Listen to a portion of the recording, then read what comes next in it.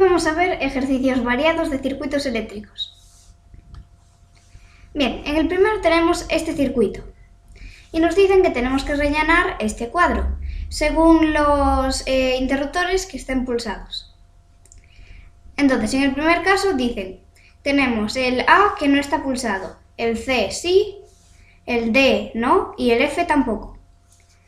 Hay que decir, indicar con un 0 si no se enciende la bombilla ni gira el motor, o ponemos un 1 si sí que se enciende la bombilla o sí que gira el motor. Entonces, empezamos con la bombilla. Tenemos el interruptor C está cerrado, pero la A está abierto, por lo tanto el circuito está abierto, por aquí no puede circular corriente.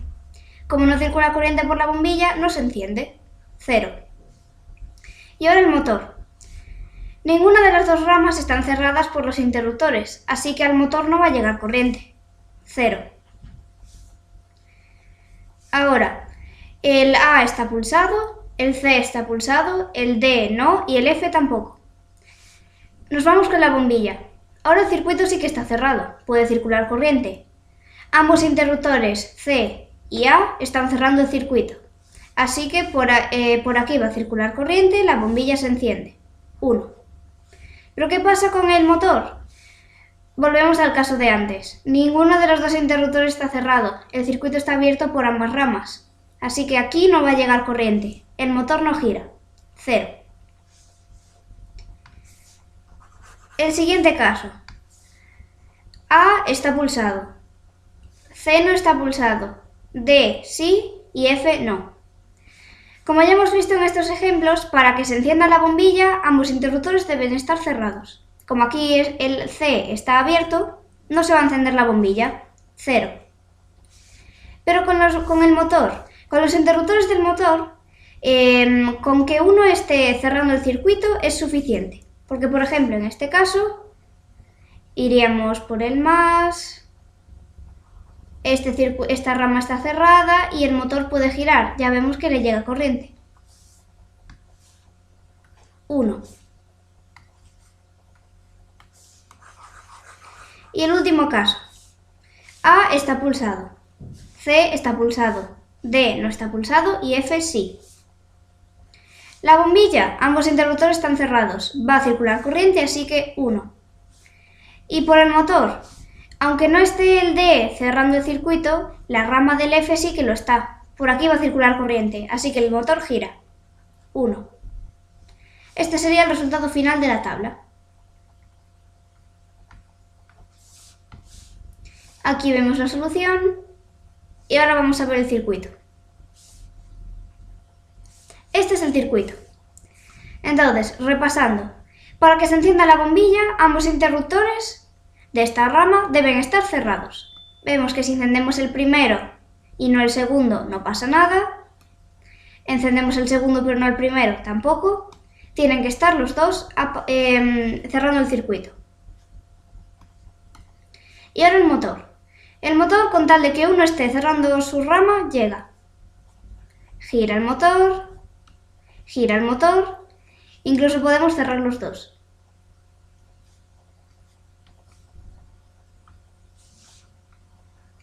Pasamos al siguiente. Nos dicen, dibuja el circuito de un motor que puede girar en el sentido de las agujas del reloj y en sentido contrario a las agujas del reloj. Utiliza un conmutador doble. Este sería nuestro circuito final. Tenemos la pila de 9 voltios, luego un interruptor general que nos sirve para cerrar el circuito, que gire el motor o que no gire. Y luego tenemos el conmutador, que nos permite pasar a dos modos. En cada uno va a girar el motor en un sentido. Entonces, cerramos el circuito y vamos a ver el recorrido de la corriente. Empezaríamos aquí en el más, pasamos el interruptor general. Y como estamos en este modo, pues pasamos por aquí, porque es por donde está cerrado el circuito. Seguimos. Y aquí llegamos al motor. Este sería el más. Y luego cuando salimos, este sería el menos. Luego vamos por aquí, por donde esté cerrado el circuito, puede circular la corriente. Y llegamos a masa. Entonces, ¿qué ha pasado aquí? El más del motor está aquí y el menos aquí, así que va a girar en este sentido, en sentido contrario de las agujas del reloj. Ahí lo vemos como gira. Y ahora vamos a cambiar el modo del conmutador. Hacemos el recorrido otra vez. Empezamos por el más, pasamos el interruptor general, vamos por aquí, cable, llegamos al motor, entonces este sería el más y este sería el menos, porque ya sabemos que por donde entra la corriente es el más y por donde sale es el menos.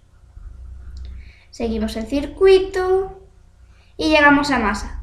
Entonces ahora vemos que la polaridad está invertida, el más está aquí y el menos está aquí. Por lo tanto gira en sentido contrario, en el sentido contrario, que es el sentido de las agujas del reloj.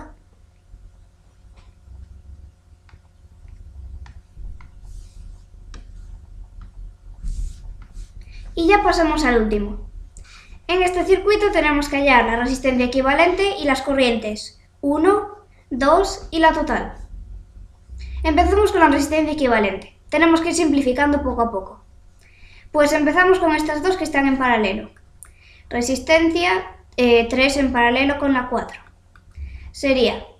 Podemos hacerlo de varias formas. Como solo tenemos dos resistencias que están en paralelo, podemos hacer producto partido por suma. 2 por 2 partido de 2 más 2. Esto nos da un ohmio.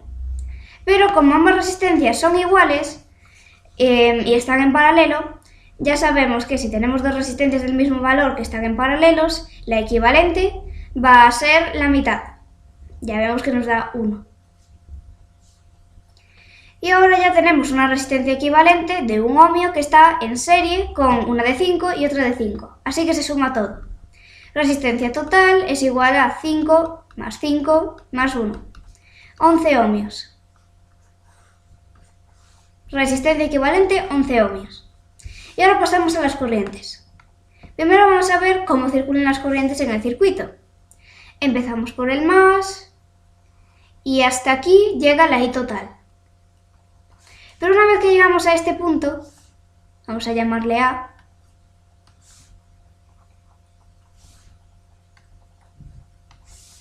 la corriente se tiene que dividir en dos ramas. Iría por aquí, esta sería la I1, y por la otra rama iría la I2. Y luego al final se van a volver a unir en este otro punto, que le vamos a llamar B. Se vuelven a unir y tenemos la corriente total, que iría por aquí, y llegamos otra vez a masa. Este sería el recorrido de las corrientes. Entonces, primero vamos a calcular la I total, porque ya tenemos todos los datos. I total es igual a V total partido de R total. V total es 10, la pila, y la R total la acabamos de calcular, 11. 10 entre 11 nos da aproximadamente 0,9. 0,9 amperios. Esta es la I total. Ahora calculamos las parciales. ¿Qué necesitamos? Bueno, pues para calcular la I1 necesitaríamos el voltaje de esta rama, que es exactamente el mismo que esta, porque están en paralelo. A este voltaje vamos a llamarle VAB, por eso pusimos los dos puntos anteriores. Por la resistencia de esa rama, que es la 3. ¿Cómo calculamos V en AB? Bueno, sería V partido por R, así que nos queda VAB partido de R3. Ahora sí, ¿cómo calculamos VAB? Pues VAB sería la corriente total menos la que caiga aquí. Bueno, ¿el voltaje total cuál es? 10 menos. ¿Qué voltaje cae en estas dos resistencias? La resistencia equivalente de estas dos que están en serie sería 10 por la corriente que pasa por ellas, que es la I total. La I total ya la calculamos antes, 0,9, pero para ser más precisos vamos a poner ya directamente 10 partido por 11. Hacemos esta operación.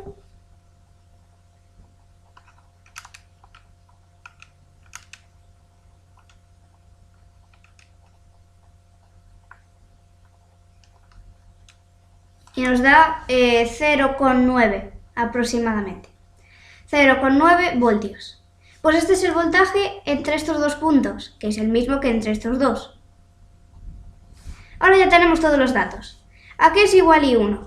I1 es igual a el voltaje que va por esta rama, VAB, que es 0,9, partido de la resistencia de esa rama, que es la 3.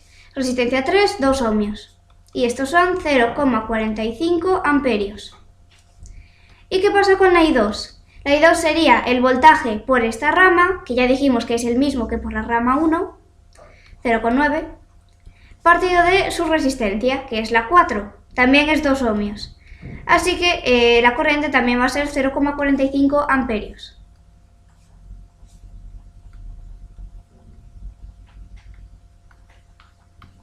Y aquí tenemos la solución.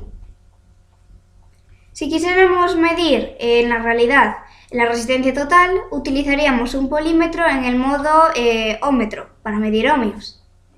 ¿Qué tenemos que tener en cuenta? Bueno, conectamos de forma que abarquemos todas las resistencias, pero vemos que hemos desconectado el circuito, ya no puede circular corriente.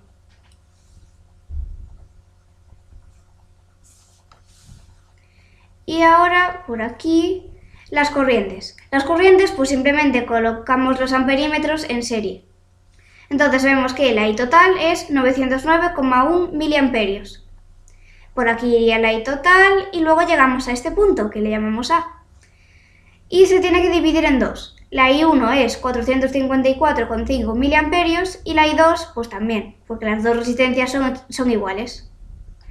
Luego volverían a unirse aquí las dos corrientes y obtenemos otra vez la I total. Y por aquí tenemos los voltajes. Bien, teníamos 10 al principio y vemos que en estas dos resistencias que están en serie caen 9,09 voltios en total. Luego llegamos aquí, este era nuestro punto A y este era nuestro punto B. El voltaje, ya vemos que en ambas ramas, como están en paralelo, es el mismo. Por eso, en este bloque, en total caen 909 milivoltios.